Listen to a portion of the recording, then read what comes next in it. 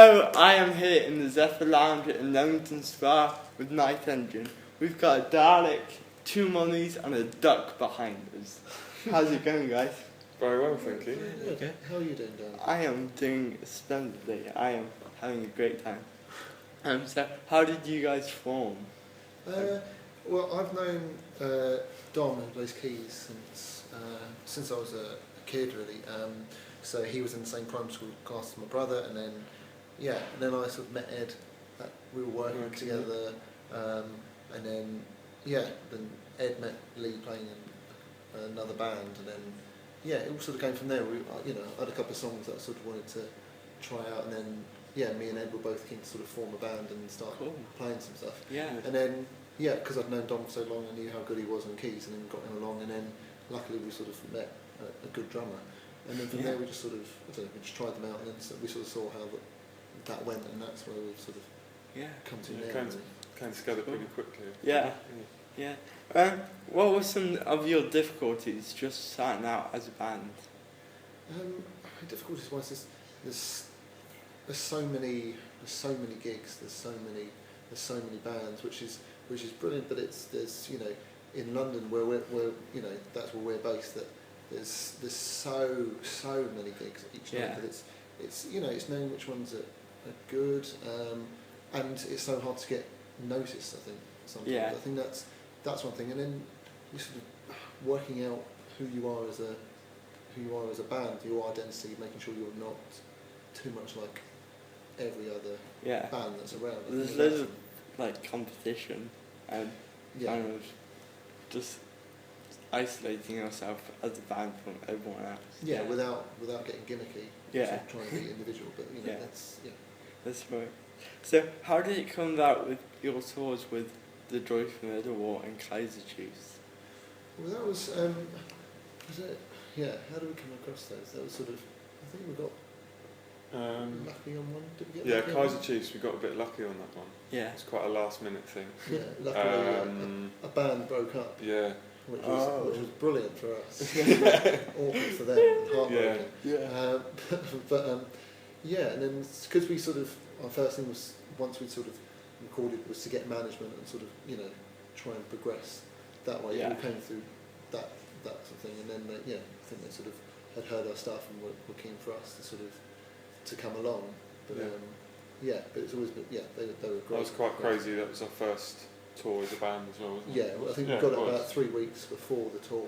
And then we'd done a handful of gigs up until then. Yeah.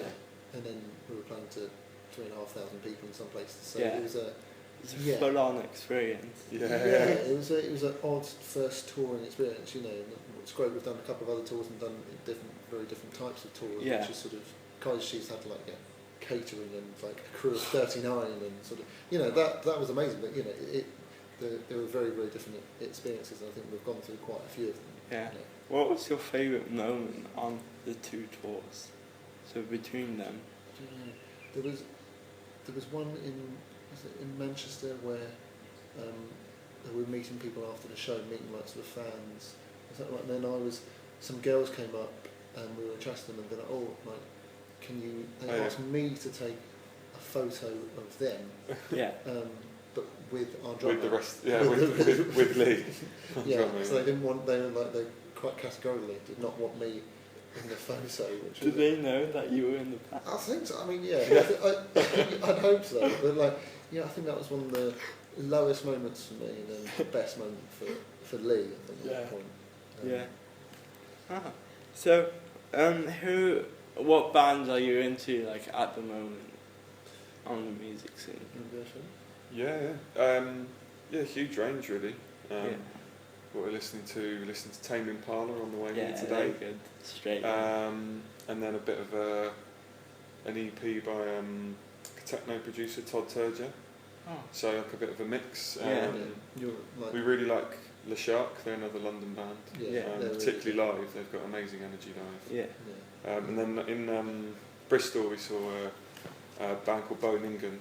They're a Japanese band based in London. Really? We saw them playing at Dot to Dot Festival, but they're incredible live. If you ever see them on a lineup, then make sure you get to see them. They melt your face off. And we've got to go after them at latitude when we got that news, and we were like, this is terrible, because you know, certain bands you never want to go up. Yeah. And they're one of them.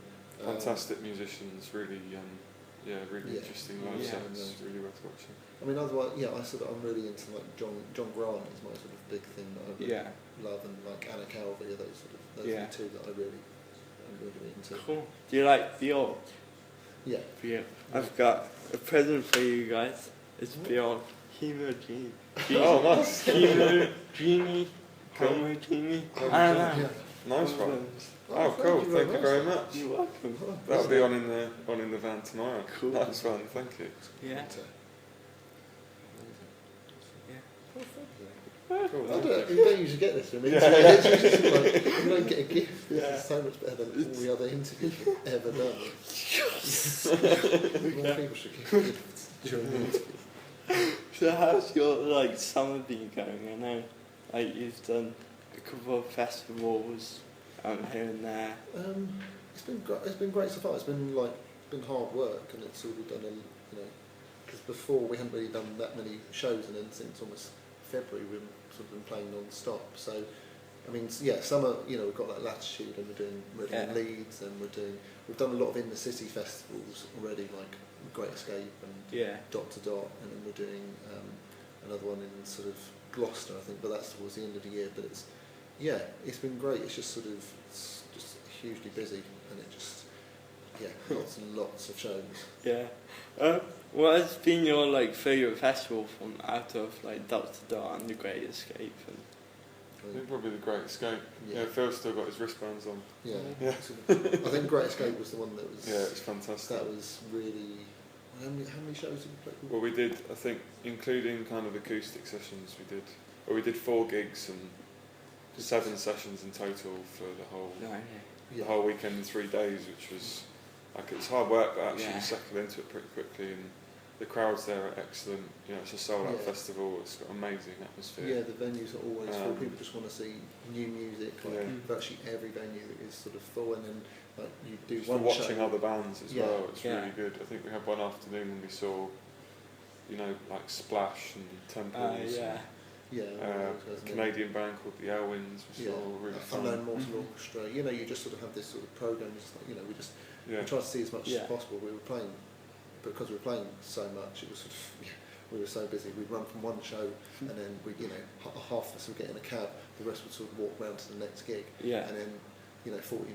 I think it's about an hour and a half after we finished one, we're on stage for the next one. It's just a great atmosphere. It's really, it's great. It's great. Yeah. So as musicians, what have you done before Night Engine? What sort of musical work? It's been quite varied, really. Yeah, pretty varied amongst us. Yeah, I mean, Dom, who plays keyboards, he does a lot of sort of competition for theatre and stuff like that. So he's on a lot of that sort of stuff. And a lot of sort of electronic sort of composition. Then Lee has done almost exclusively before this band was sort of jazz and funk and soul, band. He hadn't really played, I think, any sort of rock bands before. No. And Ed's a trumpeter. This is the first, oddly, I played bass for quite a while, but the first time I played bass sort of full time in a band. I played bit parts, but I played trumpet before. In a couple of bands, recorded a bit for Zulu Winter, another London band that we're friends of. And different projects. Yeah, and I'd sort of done with a couple of other people I knew, we did Frank Zappa sort of festivals, and so we did a lot of covers of them, but then it was also our own stuff, but then we ended up doing Zappa stuff, and then we did a couple of Zappa festivals, and that was a bit bizarre. So I think this is sort of the biggest thing I think that any of us have done. We got asked before, it's we can't find anything about you. Does that mean that you've all been in bands before that have failed? Just because for some reason they couldn't find our surnames, but that's quite categorically. Been in bands like that. What is your music making process in Night Engine like?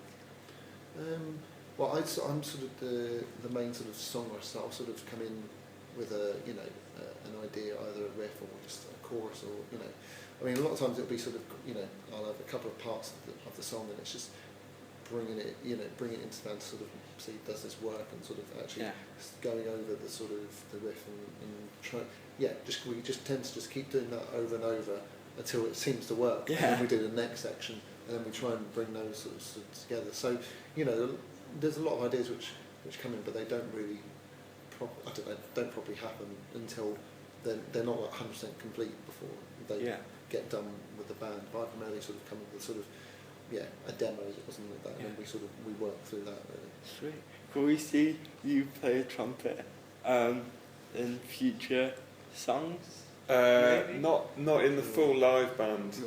It occasionally appears when we do acoustic sets. Yeah. But I've left it behind on this tour, I'm afraid. I left it at home. I have before, but this one's fully plugged in. So just bass. Yeah. So, you've got 2 7-inch singles out so far. What can we expect from Night Engine in the future? Good question. The future. I think we're being quite patient at the moment. Quite a few people have asked us when we're planning an album and stuff. Probably looking kind of late this or early next year. I think we're just being quite patient. Don't want to, like doing this tour at the moment. It's we're reaching and playing areas we've never played before. So I think it would be foolish to put something out before we've done that and sort of work hard around the country really. And I think I think releasing an album is it's your first album. It's such a big thing that I think we want to make sure that it's sort of done right and it's for the right purposes. And it's not just we have to release this. Let's quickly cut together the recordings we've got into 11 tracks. Where I think that's sort of not. We want it to have a definite sort of start and end, and have a there must be a better word, but like journey. Somewhere it's sort of it's very much sort of constructed sort of you take your time doing it. And I think it's it needs to be something quite special. But I mean, I think apart from that, it's sort of there's we've been talking about sort of like EP releases, so more getting a chance to maybe do a couple more tracks released at once. But there's no sort of we're sort of assessing what are the rules of what you have to release. And some people release maybe 2, 5, 6 5 to 6 tracks EPs maybe in that year, and that gives it's enough material for an album. But you don't necessarily need to release just 12, 14 songs and that's your big thing and that's your album. We're sort of thinking about what other things can be released. Sort of relevant.